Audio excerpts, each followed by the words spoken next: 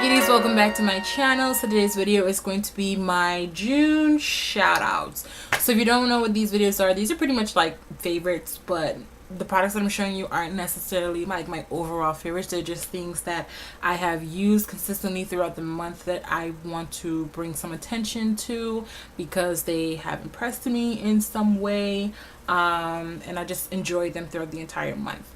So usually what I do is I have about 3 to 5 items that I want to talk about. In this particular video I have 5 items, even though there's 3 of one set, but I'm going to count it as one.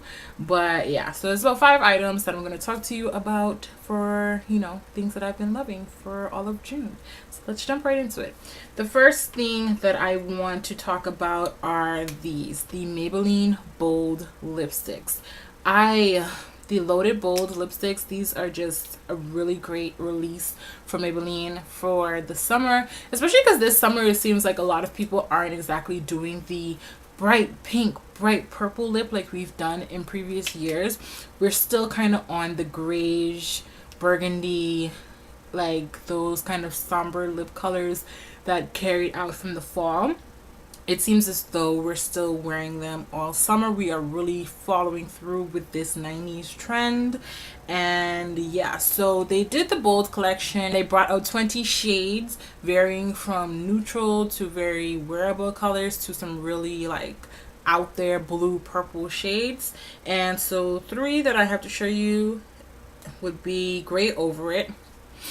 I really like this one. This is a brown gray shade. This is something that I wore a couple of times when I would wear like a smoky eye or a red toned eye look, similar to the one I have on, but not as bright. Like it was like really deep burgundy grunge eye look. This gray lipstick went really nicely with it. Another one that I really like is Midnight Merlot. Again, a deep burgundy kind of shade. I don't know, I've just been really into the deeper shades even though it's summertime. I don't know. And the one that I have on right now is Smoking Red. So shout out to Maybelline for the Loaded Bowls line because they definitely did it. The next thing that I want to talk about is the Skin Prep Pro, also known as No Sweat, from the brand Mayron. This is a professional brand, a professional makeup artist brand. You can find this product or this line usually on websites like CameraReadyCosmetics.com or MakeupMania.com or any pro site like that. This is it says that it's a pre-makeup skin toner, and it's kind of like a primer water, if you will. I use this to beat the heat and to beat the makeup meltdown. Now, it was formerly called No Sweat.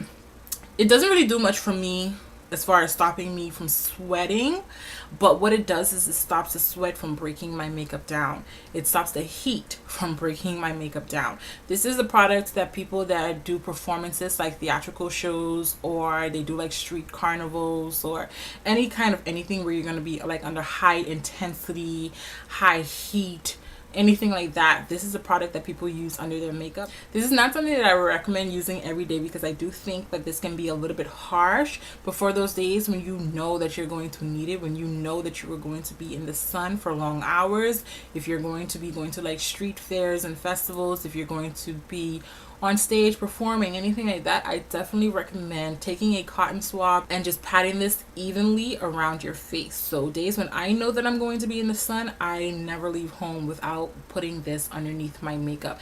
It's really just a clear liquid. I wish it came with a sprayer, but that's okay. Like I said, I just take a cotton round, turn it over, get the cotton round really saturated, and just kind of evenly distribute it around my face.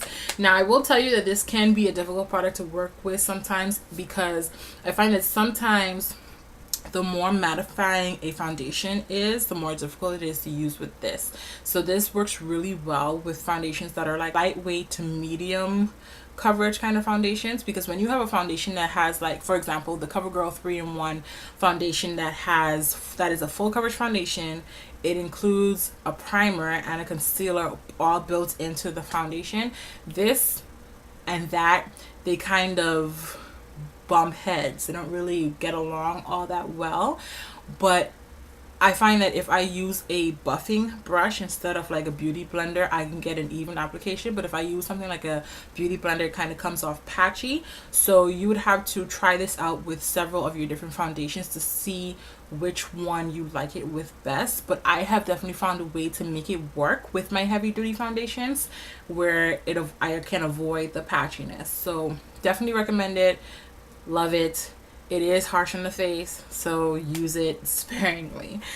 Another face product is the makeup finishing spray. I have it in bridal and oil control, and these sprays are from Scandinavia. I also have the primer spray. I need to re-up on the primer spray because it feels like it's about down to like almost the last third of it, but I love these sprays. The oil control spray during the summertime is just the best makeup setting spray. I really do like the Urban Decay All Nighter. I just recently finished a bottle of it. Scandinavia actually makes the Urban Decay sprays, and I feel like this just performs just a notch better than the Urban Decay ones.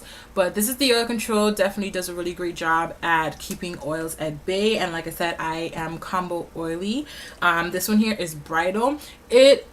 I don't notice too much oil production with bridal as well, but bridal seems to give me more of a luminous, fresh look without being greasy. So I still get to look, because even though I'm combo oily, I don't like to look dry. I do use a lot of matte products because the matte products just work better on my skin tone with combating oil, and I don't get as shiny as quickly. And I find that matte products, they don't break down as quickly on my face as other products, so I usually stick with them. But I don't always like that dry matte look, so I like a spray like the bridal one that can keep my oils at bay, keep my makeup together, but also give me a fresh, soft, glowy, luminous look.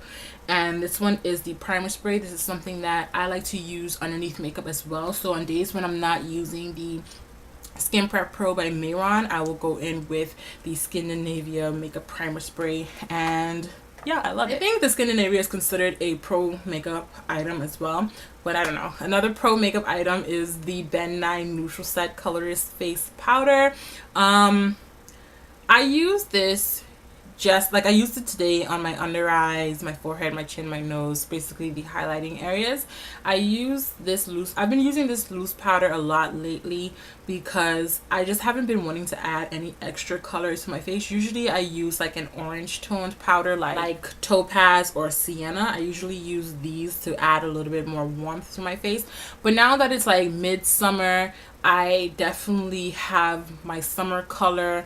I don't really need to add as much warmth or as much color into my skin complexion.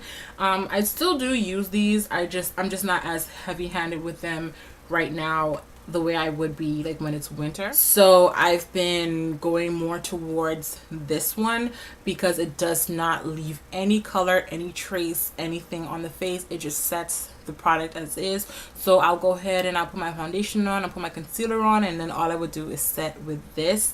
I also have the RCMA No Color Powder, which is virtually the same thing. They're both pro powders. They're both invisible powders. They're not going to leave any trace of anything on the face. So you can go with either or. They're a pretty fair price range for both of them and for the amount of product that you're getting. I like both of them pretty much the same. I've just been using the neutral set a lot more recently. Next and last is the Becca and Jack and Hill collaboration, the Champagne collection. And guys, I'm still in love with this.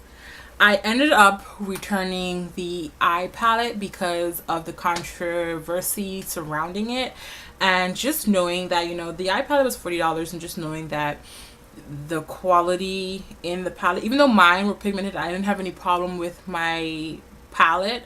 Just knowing the backstory of the palette and knowing that, you know, where the shadows came from and everything just wasn't working for me. So I ended up returning the eye palette, and I kept this one because this one is perfect and I just love it.